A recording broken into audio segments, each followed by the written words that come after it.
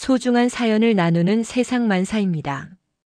여러분의 이야기가 누군가에게는 위로와 용기가 될 거라 믿습니다. 그럼 오늘도 함께 시작해 볼까요? 며느리가 체포되던 그날, 그 아이는 제 눈을 똑바로 보며 이렇게 말했습니다. 어머니, 저는 괜찮아요. 하지만 어머니의 아들은 이 회사에서 영원히 사라져야 할 운명이었죠. 그 차갑고 섬뜩한 목소리가 아직도 제 귓가에 맴돕니다. 저는 평생을 진실을 파헤치는 일을 해왔지만 이토록 가슴 아픈 진실과 마주한 적은 없었습니다. 안녕하세요. 저는 올해 63인 김순옥이라고 합니다. 여자고요. 35년을 검찰청에서 수사관으로 일했습니다. 주로 복잡한 금융 범죄와 사기 사건을 담당했고 사람들은 저를 기록의 마녀라고 불렀습니다. 한 장의 영수증, 한 줄의 계좌 이체 내역에서도 범죄의 실마리를 찾아내는 제 능력 때문이었죠. 은퇴한 지는 이제 2년이 되어 갑니다. 그런 제가 오늘 이렇게 사연을 보내게 된 건 제 인생에서 가장 고통스럽고 가장 끔찍한 진실을 밝혀냈기 때문입니다. 그것도 제 가족에게서요. 이야기는 1년 전으로 거슬러 올라갑니다. 아니, 어쩌면 그보다 훨씬 더 전부터 시작되었는지도 모릅니다. 저는 그저 모르고 있었을 뿐이죠. 제 아들 준호는 올해 38입니다. 어릴 때부터 컴퓨터를 좋아하던 아이였어요. 다른 아이들이 밖에서 뛰어놀 때 준호는 방에 틀어박혀 컴퓨터 화면만 들여다보곤 했습니다. 저는 걱정이 많았죠. 그렇게 자라서 뭐가 되겠나 싶었으니까요. 하지만 아이는 제 걱정을 비웃기라도 하듯 훌륭하게 성장했습니다. 좋은 대학을 나와서 대기업에 취직했고 그곳에서 몇 년 일하다가 젊은 나이에 과감하게 창업을 했습니다. 컴퓨터 프로그램을 만드는 회사였어요. 처음엔 직원이 5명도 안 되는 작은 회사였는데 준호의 능력과 노력으로 지금은 직원이 50명이 넘는 제법 규모 있는 회사로 성장했습니다. 며느리 은서를 처음 만난 건 지금으로부터 8년 전입니다. 준호가 회사를 막 시작할 무렵이었죠. 은서는 명문대 경영학과를 나온 수재였습니다. 외모도 단정하고 말투도 정중했어요. 첫인상이 참 좋았습니다. 무엇보다 준호를 바라보는 그 아이의 눈빛이 따뜻했어요. 진심으로 제 아들을 아끼는 것처럼 보였습니다. 저는 안심했습니다. 우리 아들이 좋은 사람을 만났구나. 이제 제 역할은 끝났구나 생각했죠. 결혼식은 소박하게 치렀습니다. 준호 회사가 아직 안정기에 접어들지 못했을 때라 큰 잔치를 벌일 형편이 아니었거든요. 은서는 그런 상황을 전혀 개의치 않았습니다. 오히려 저희에게 괜찮다며 작은 결혼식이 더 의미 있다며 웃어주었어요. 그 모습이 얼마나 기특하던지요. 저는 속으로 정말 좋은 며느리를 얻었다고 복받았다고 생각했습니다. 결혼 후 은서는 준호 회사의 재무팀장으로 일하기 시작했습니다. 경영학을 전공한 데다 회계 관련 자격증도 여러 개 가지고 있어서 적임자였죠. 회사는 점점 성장했고 은서의 역할도 커졌습니다. 투자 유치를 받을 때도 새로운 사업을 시작할 때도 은서의 꼼꼼한 재무 관리 덕분에 회사는 안정적으로 운영될 수 있었습니다. 준호는 아내를 신뢰했고 직원들도 은서 팀장을 존경했습니다. 결혼 2년 만에 손자 로운이가 태어났습니다. 세상에 그 작고 귀여운 생명을 처음 봤을 때의 그 감동이란. 제가 1년에 한두 번 울까 말까 한 사람인데 그날은 눈물이 멈추지 않더군요. 로운이는 무럭무럭 자라서 올해 7살이 되었습니다. 영리하고 착한 아이예요. 할머니 말도 잘 듣고 유치원에서도 선생님 말씀을 잘 따른다고 칭찬이 자자했습니다. 그렇게 모든 게 완벽해 보였습니다. 성공한 아들, 완벽한 며느리, 천사 같은 손주. 은퇴 후 평화로운 노년을 보내는 저. 우리 가족에게 무슨 문제가 있겠습니까? 저는 그렇게 믿었습니다. 아니, 믿고 싶었던 것일지도 모릅니다. 변화는 서서히 찾아왔습니다. 1년 전쯤부터였던 것 같아요. 저는 일주일에 두세 번 정도 준호네 집에 들러 로운이를 돌봐주곤 했습니다. 부부가 모두 일을 하니 아이를 봐줄 사람이 필요했거든요. 어느 날 준호를 보는데 얼굴이 많이 상해 있었습니다. 피곤해 보였어요. 눈 밑에 다크서클이 짙게 깔려 있고 안색도 창백했습니다. 아들아, 요즘 많이 힘드니? 제가 물었죠. 준호는 괜찮다고 회사 일이 좀 바쁠 뿐이라고 대답했습니다. 하지만 제 눈엔 그게 단순한 피로가 아닌 것 같았어요. 수사관 생활을 오래 하다 보면 사람의 겉모습만 봐도 뭔가 이상한 걸 감지하는 촉이 생깁니다. 준호한테서 뭔가 심상치 않은 기운이 느껴졌어요. 그 뒤로도 준호의 상태는 계속 나빠졌습니다. 체중이 눈에 띄게 줄어들었어요. 원래 건강했던 아이인데 자꾸 어디가 아프다고 했습니다. 속이 안 좋다, 머리가 아프다, 몸에 힘이 없다. 그런 말들을 자주 했어요. 은서는 그런 남편을 극진히 돌보는 것처럼 보였습니다. 영양제를 챙겨주고 몸에 좋다는 음식을 직접 만들어주고 병원 예약도 잡아주고 완벽한 아내였죠. 저도 처음엔 그저 과로 때문이라고 생각했습니다. 회사를 경영하는 게 얼마나 스트레스가 많은 일입니까? 준호가 병원에 여러 번 갔지만 특별한 이상은 발견되지 않았다고 했어요. 의사들은 스트레스 관리를 하라고 휴식을 취하라고 조언했답니다. 하지만 증상은 나아지지 않았습니다. 오히려 시간이 갈수록 더 심해지는 것 같았어요. 그러던 어느 날이었습니다. 저는 평소처럼 준호네 집에 가서 로운이를 돌보고 있었어요. 은서는 회사에 있고 준호는 외부 미팅이 있다며 나갔습니다. 로운이는 거실에서 인형을 가지고 놀고 있었고 저는 저녁 준비를 하려고 부엌에 있었습니다.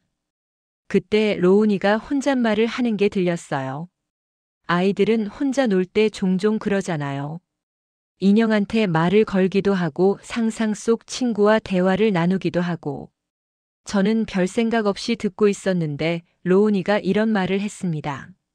아빠 컴퓨터는 왜 맨날 무서운 비밀번호로 잠겨 있어?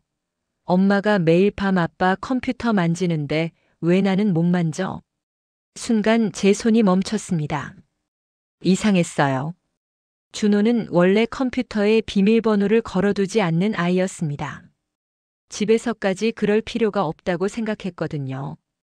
회사 일은 회사 컴퓨터로 하고 집에서는 개인적인 용도로만 사용하니까요.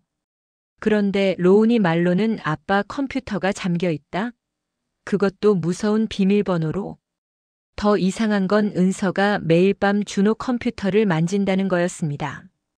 부부 사이에 컴퓨터 정도야 함께 쓸 수도 있죠. 하지만 뭔가 석연치 않았어요.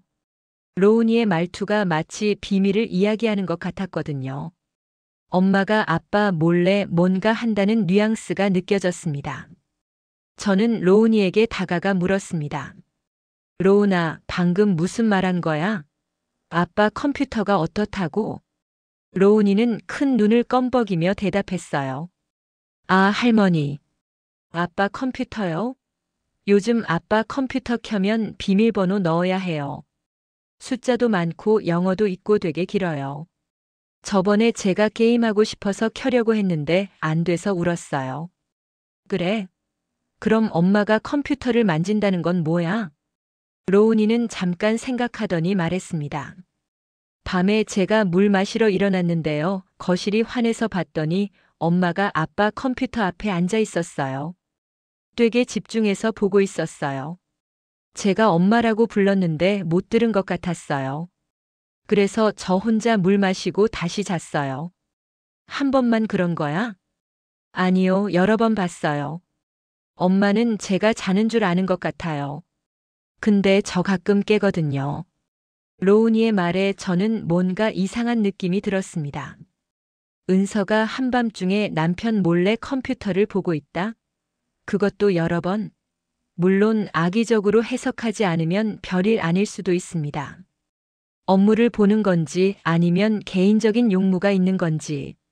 하지만 제 오랜 수사관 경험이 경고음을 울리고 있었어요. 그날 저녁 집으로 돌아온 뒤에도 계속 그 생각이 머릿속을 떠나지 않았습니다. 로운이의 말, 준호의 건강 악화, 은서의 완벽한 아내 행세. 이 모든 게 어떻게든 연결되어 있는 것 같은 묘한 느낌이 들었어요. 하지만 확실한 건 아무것도 없었습니다. 그냥 제 직감일 뿐이었죠. 며칠을 고민했습니다. 며느리를 의심하는 제 자신이 싫었어요. 은서는 지금까지 단 한 번도 저희 가족에게 잘못한 적이 없는 아이였습니다. 착하고 성실하고 준호를 잘 돌보고 로운이도 잘 키우고 완벽한 며느리였어요. 그런 아이를 의심한다는 게 저로서는 너무 괴로운 일이었습니다. 하지만 무시할 수가 없었어요. 만약 제 직감이 맞다면, 만약 정말로 뭔가 잘못되고 있는 거라면 저는 모른 척할 수가 없었습니다. 아들의 안전이 걸린 문제일 수도 있으니까요. 결심을 했습니다. 직접 확인해 보기로요. 다음 주에 은서가 출장을 간다는 소식을 들었습니다. 이틀 동안 지방에 내려간다고 했어요. 회사에 큰 거래처가 있어서 직접 가야 한다나요. 저는 그 기회를 노렸습니다. 은서가 집을 비운 날 저는 준호네 집에 갔습니다. 준호는 회사에 있었고 로운이는 유치원에 있었습니다. 집에는 저 혼자였어요. 심장이 두근거렸습니다. 제가 지금 뭘 하려는 건지 스스로도 믿기지 않았어요. 며느리의 집을 며느리 몰래 뒤진다? 이게 옳은 일인가? 하지만 머릿속으로는 계속 경고음이 울리고 있었습니다. 뭔가 확인해야 한다고, 지금이 아니면 늦는다고. 저는 먼저 준호의 서재로 갔습니다. 준호가 집에서 일할 때 쓰는 공간이었어요. 책상 위에 노트북이 놓여 있었습니다. 전원을 켰더니 역시나 비밀번호를 요구했어요. 로운이 말이 맞았습니다. 예전엔 없던 일이었죠. 비밀번호를 모르니 노트북은 볼 수 없었습니다. 저는 책상 서랍을 열어보기 시작했어요. 서류들, 볼펜, 명함, 영수증. 평범한 것들 뿐이었습니다. 두 번째 서랍도 마찬가지였어요. 세 번째 서랍을 열었을 때 뭔가 이상한 걸 발견했습니다. 서랍 안쪽 구석에 작은 지퍼백이 숨겨져 있었어요. 안에는 약봉지들이 들어 있었습니다. 처방전 없이 살 수 있는 일반 약들이었어요. 소화제, 두통약, 비타민. 그런데 이상한 점이 있었습니다. 약들이 전부 새 것이었어요. 포장도 뜯지 않은 상태였죠. 왜 이렇게 많은 새 약들을 서랍 구석에 숨겨뒀을까요? 준호가 먹기 위해 산 거라면 포장을 뜯었어야 정상 아닌가요? 제 머릿속에 한 가지 생각이 스쳤습니다. 혹시 이건 준호가 먹으려고 산 게 아니라 누군가가 준호한테 먹이려고 했던 걸 준호가 숨긴 건 아닐까? 너무 비약적인 생각인가요?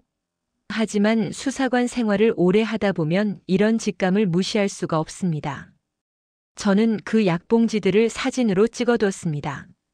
나중에 확인해 볼 필요가 있을 것 같았어요.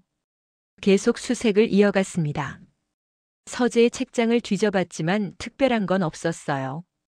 저는 다시 책상으로 돌아왔습니다. 노트북 옆에 펜꽂이가 있었는데 그 뒤쪽을 보니 작은 USB가 꽂혀 있었어요. 테이프로 붙여서 잘 보이지 않게 숨겨둔 상태였습니다. USB를 조심스럽게 떼어냈습니다. 이건 분명 중요한 거라는 느낌이 들었어요. 왜 이렇게까지 숨겨놨겠습니까? 하지만 문제가 있었습니다. 노트북 비밀번호를 모르니 USB를 확인할 수가 없었던 거예요. 저는 제 노트북을 가지러 집에 다녀왔습니다. 다행히 준호네 집과 제 집이 그리 멀지 않았어요. 서둘러 왕복해서 제 노트북으로 USB를 열어봤습니다. 파일들이 보였습니다. 그런데 전부 암호화되어 있었어요. 파일 이름도 이상했습니다. 숫자와 영어가 무작위로 섞여 있는 것 같았어요. 보통 사람이라면 여기서 포기했을 겁니다. 하지만 저는 35년 경력의 수사관입니다. 암호화된 파일을 다루는 게 낯설지 않았어요. 예전에 금융범죄 수사할 때 썼던 복구 프로그램이 있었습니다. 은퇴하면서도 혹시 몰라 제 노트북에 설치해뒀었죠. 그걸 이용하면 간단한 암호화는 풀 수 있었습니다. 물론 시간이 좀 걸리겠지만요.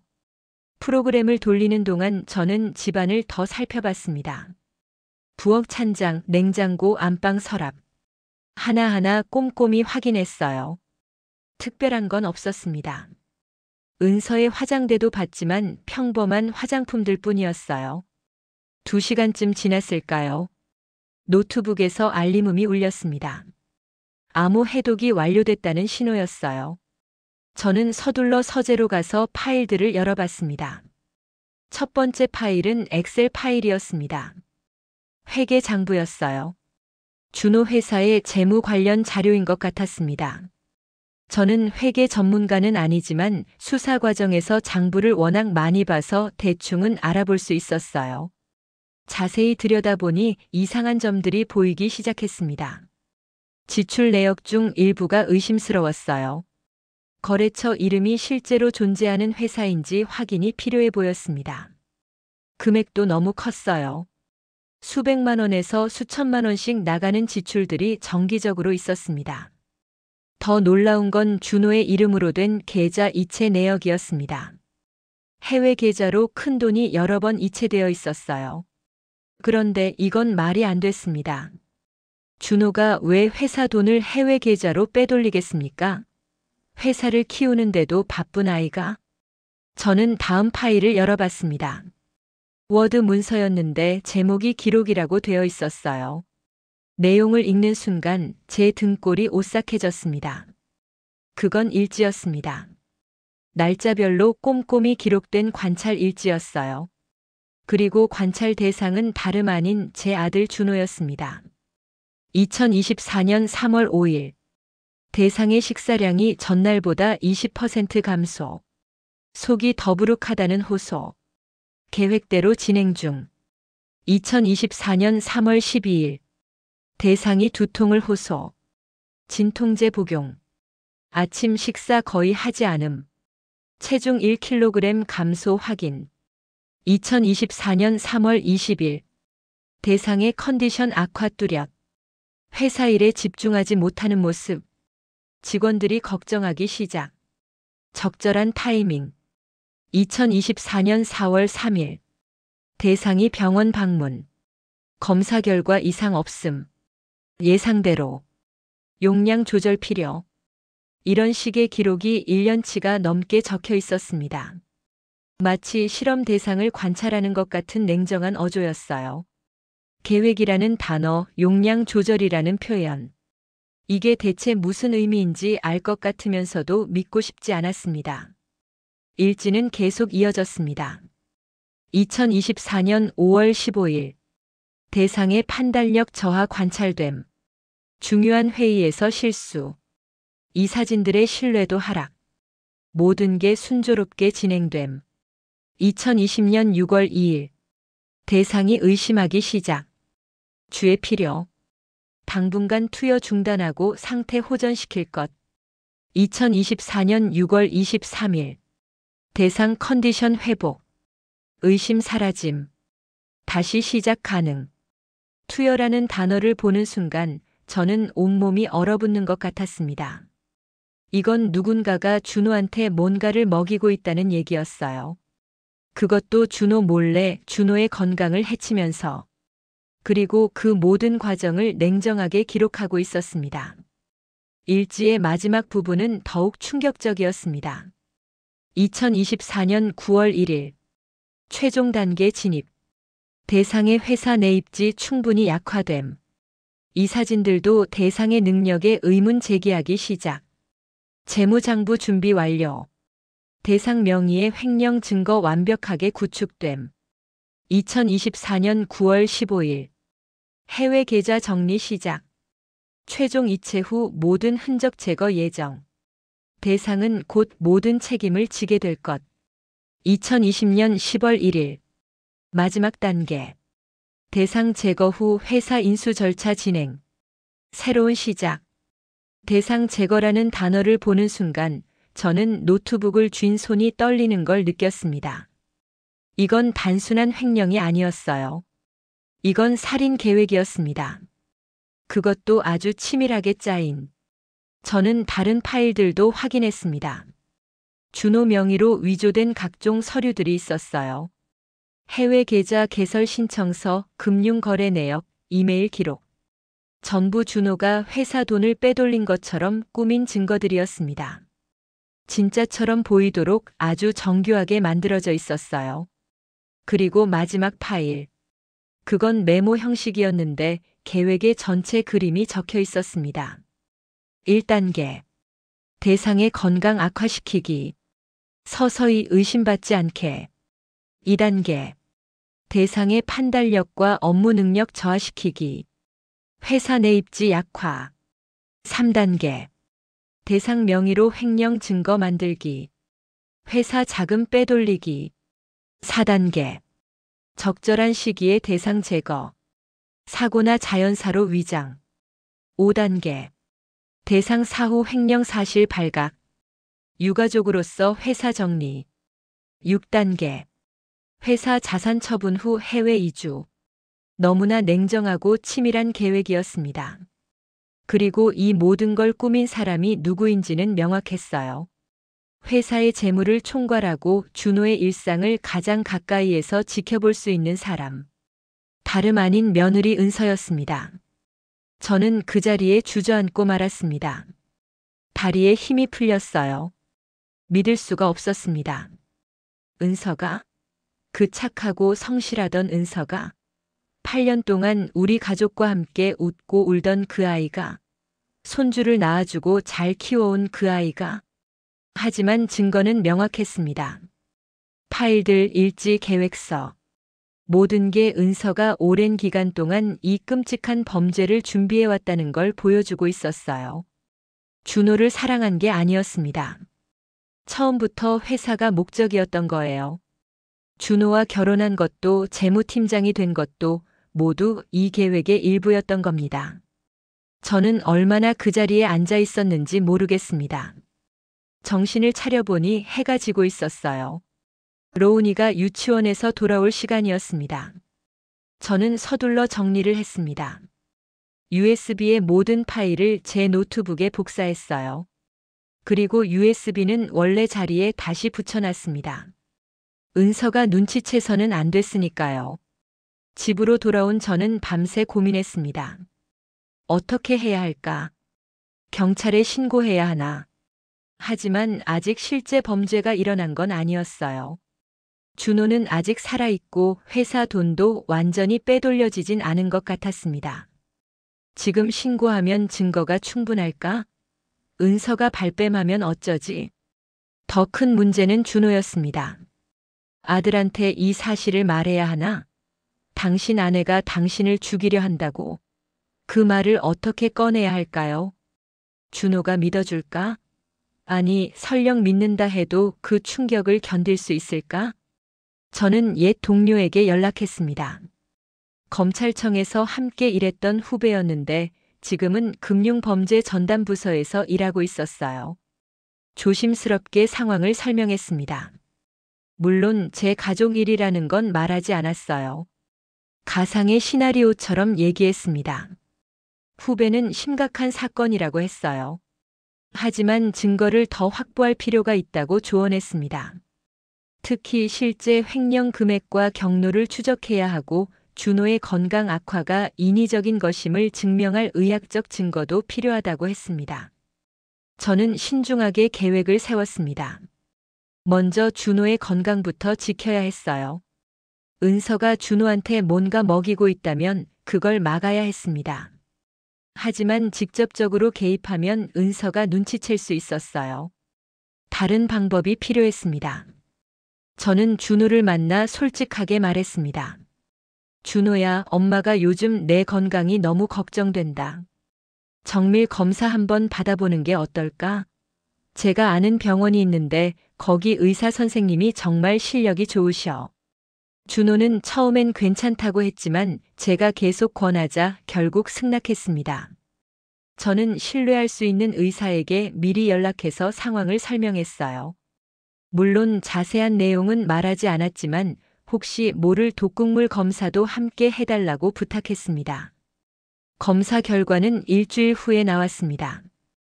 의사의 표정이 심각했어요. 준호의 혈액에서 미량의 비소가 검출되었다고 했습니다. 치명적인 양은 아니지만 장기간 소량씩 섭취하면 만성 중독 증상을 일으킬 수 있는 정도였다고 해요. 준호의 증상들, 소화불량, 피로, 체중 감소 등이 모두 비소 중독 증상과 일치했습니다. 그 말을 듣는 순간 저는 눈앞이 캄캄해졌습니다. 정말이었구나. 은서가 정말로 준호를 독살하고 있었구나. 서서히 아무도 눈치채지 못하게 완벽한 범죄를 계획하고 실행하고 있었던 거예요. 의사는 즉시 치료를 시작해야 한다고 했습니다. 그리고 독극물의 출처를 찾아야 한다고도 했어요. 저는 의사에게 부탁했습니다. 이 사실을 아직 준호한테 말하지 말아달라고. 제가 직접 말하겠다고. 저는 다시 후배에게 연락했습니다. 이번엔 솔직하게 모든 걸 털어놨어요. 제 아들 얘기라고 며느리가 아들을 죽이려 한다고. 증거도 다 있다고. 후배는 놀라면서도 즉시 움직이겠다고 했습니다. 그 다음은 준호를 설득하는 일이었습니다. 제일 힘든 부분이었어요. 저는 준호를 조용한 곳으로 불러냈습니다. 그리고 모든 걸 말해줬습니다. 로운이가 한 말, 제가 찾아낸 USB, 그 안의 파일들, 일지, 계획서, 그리고 의사의 진단까지. 준호의 반응은 제 예상보다 더 심했습니다. 처음엔 믿지 않았어요. 아니, 믿고 싶지 않아 했습니다. 엄마, 그게 무슨 말이에요? 은서가 나를? 말도 안 돼요. 엄마가 뭔가 잘못 본 거예요. 하지만 제가 파일들을 하나하나 보여주자 준호의 얼굴이 점점 창백해졌습니다. 특히 일지를 읽을 때는 손이 떨리는 게 보였어요. 자기 아내가 자신을 실험 대상처럼 관찰하고 기록한 내용들. 그걸 읽는 준호의 심정이 어땠을지 상상이 됐습니다. 의학 보고서를 보여줬을 때 준호는 더 이상 부정할 수 없었습니다. 비소 중독. 누군가 자신에게 독을 먹이고 있었다는 객관적 증거. 그리고 그걸 할 수 있는 사람은 가장 가까운 사람뿐이었죠. 준호는 그 자리에서 무너졌습니다. 울지도 않았어요. 그냥 멍하니 앉아서 허공을 바라봤습니다. 얼마나 그렇게 있었을까요? 한참 만에 준호가 입을 열었습니다. 그럼 로운이는요? 로운이도 위험한 건가요? 그 질문에 저도 할 말이 없었습니다. 생각해보니 그게 제일 무서운 일이었어요. 은서가 로운이한테는 해를 끼치지 않을 거라고 확신할 수 있을까요? 자기 친자식이니까 괜찮을 거라고. 하지만 남편을 독살하려는 사람이 아들은 안전하게 지킨다는 보장이 어디 있나요? 저희는 즉시 로운이도 검사를 받게 했습니다. 다행히 로운이는 아무 이상이 없었어요. 은서가 로운이한테까지는 손을 대지 않은 것 같았습니다. 그래도 안심할 수는 없었어요. 준호의 계획이 완성되면 로운이는 어떻게 될까요? 아빠를 잃고 횡령범의 자식이라는 낙인이 찍히고 엄마는 해외로 도주하고 저희는 신속하게 움직여야 했습니다. 후배를 통해 검찰 수사팀이 꾸려졌어요. 은서의 계좌를 추적하고 회사 자금 흐름을 조사했습니다. 제가 준호한테서 받은 USB 파일들이 결정적 증거가 되었죠. 조사 결과는 충격적이었습니다. 은서는 지난 3년간 회사 돈 약 15억 원을 빼돌렸더군요. 아주 교묘한 방법으로요. 가짜 거래처를 만들어서 대금을 지급하는 것처럼 위장하고 실제로는 자기 명의의 해외 계좌로 보낸 겁니다. 재무팀장이니까 가능한 일이었어요. 그리고 그 모든 증거를 준호의 이름으로 남겨뒀습니다. 나중에 준호가 횡령범으로 몰리도록요. 더 무서운 건 은서의 최종 계획이었습니다. 곧 큰 투자 유치건이 성사될 예정이었는데 그걸 마지막 기회로 삼으려 했던 거예요. 투자금까지 싹쓸이해서 해외로 빠져나가고 준호는 제거하고 회사는 파산시키는 완벽한 탈출 계획이었습니다. 체포 작전은 신중하게 준비되었습니다. 은서가 마지막 자금 이동을 실행하는 날로 잡았어요. 현장에서 범죄 행위를 잡는 게 가장 확실했으니까요. 저는 은서를 유인하는 역할을 맡았습니다. 그날 아침 저는 은서에게 전화를 걸었습니다. 목소리를 최대한 평소처럼 유지했어요. 은서야, 오늘 시간 있니? 엄마가 회사 쪽 오래된 재무 기록을 좀 보다가 이상한 점을 발견했어. 전문가인 내가 한번 봐줬으면 하는데. 은서는 잠깐 망설이는 것 같았어요. 하지만 곧 밝은 목소리로 대답했습니다. 그러세요, 어머님. 어디서 뵐까요? 저는 조용한 카페를 지정했습니다. 사람이 많지 않고 수사팀이 매복하기 좋은 장소였어요. 카페에 먼저 도착해서 기다렸습니다. 수사팀은 민간인 차림으로 주변에 자리 잡고 있었어요. 제 심장이 미친 듯이 뛰었습니다. 이제 곧 며느리를 체포하는 걸 직접 보게 되다니. 8년 동안 가족처럼 지낸 그 아이를. 은서가 들어왔습니다. 여전히 단정한 차림에 환한 미소를 짓고 있었어요. 어머님, 오래 기다리셨어요? 무슨 일이세요? 저는 아무 말 없이 가방에서 서류를 꺼냈습니다. 은서가 만든 위조 회계 장부의 사본이었어요. 그리고 조용히 테이블에 내려놨습니다. 은서의 얼굴이 변했습니다. 환한 미소가 사라지고 순식간에 창백해졌어요. 손이 미세하게 떨리는 게 보였습니다. 이게 뭐예요, 어머님? 은서의 목소리에 긴장감이 묻어났습니다. 하지만 여전히 침착함을 유지하려 애쓰고 있었어요. 저는 천천히 입을 열었습니다. 넌 참 똑똑한 아이였어. 완벽하게 계획하고 실행했지. 아마 들키지 않았을 거야. 만약 내가 평범한 시어머니였다면. 은서는 아무 대답도 하지 않았습니다. 그저 저를 빤히 쳐다보고 있었어요. 근데 말이야, 은서야. 내가 한 가지 실수를 했어. 로운이를 과소평가한 거지. 아이들은 어른들이 생각하는 것보다 훨씬 많이 보고 있거든. 그 말에 은서의 눈이 흔들렸습니다. 그리고 너는 또 한 가지를 몰랐어. 내가 35년간 금융 범죄를 수사했다는 걸. 내가 만든 장부가 아무리 정교해도 내 눈엔 다 보여. 은서는 잠깐 생각하는 듯 하더니 갑자기 일어섰습니다. 도망치려는 거였어요. 하지만 저는 이미 준비되어 있었습니다. 제가 손을 들어 신호를 보내자 주변에 있던 수사관들이 일제히 움직였습니다. 순식간에 은서는 포위되었고 어쩔 수 없이 다시 자리에 앉았어요. 수갑이 채워지는 걸 보면서도 은서는 저를 똑바로 쳐다봤습니다. 그 눈빛이 너무 차가웠어요. 제가 알던 며느리의 따뜻한 눈빛은 어디에도 없었습니다. 그리고 은서가 말했습니다. 차갑고 낮은 목소리로. 어머니, 저는 괜찮아요. 어차피 실패할 거라면 이렇게 끝나는 것도 나쁘지 않네요. 하지만 어머니의 아들은 이 회사에서 영원히 사라져야 할 운명이었죠. 그 사람은 재능은 있었지만 너무 순진했어요. 회사를 경영할 그릇이 못 돼요. 전 그냥 자연의 섭리를 따른 것뿐이에요. 그 말을 듣는 순간 저는 소름이 돋았습니다.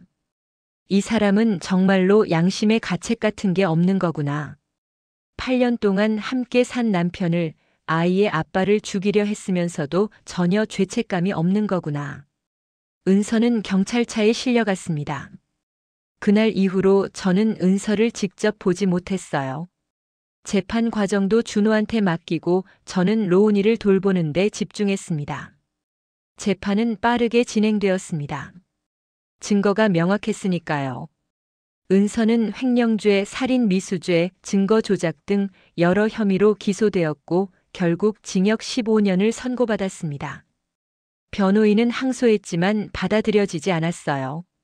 준호는 회복되었지만 정신적 상처는 깊었습니다. 회사는 직원들과 이사진의 도움으로 간신히 정상화되었어요. 빼돌린 돈 중 일부는 회수했지만 전부는 아니었습니다. 해외로 넘어간 돈은 추적이 쉽지 않았거든요. 가장 힘든 건 로운이었습니다. 아이한테 엄마 얘기를 어떻게 해줘야 할까요? 처음엔 엄마가 멀리 출장 갔다고 했어요. 하지만 아이도 점점 크니까 궁금해하기 시작했습니다. 언제 오냐고, 왜 전화도 안 하냐고. 결국 준호가 로운이한테 말해줬습니다.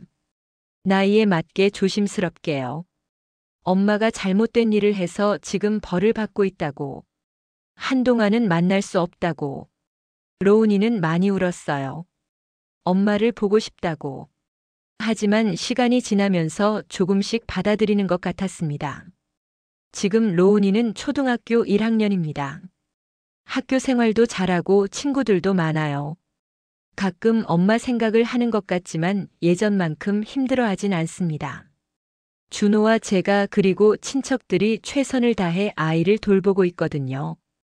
준호는 아직 새로운 사람을 만날 생각이 없다고 합니다. 당연하죠. 가장 믿었던 사람한테 배신당한 상처가 어디 쉽게 아물겠습니까? 하지만 로운이를 위해서 그리고 자기 자신을 위해서 조금씩 일상을 회복해가고 있습니다.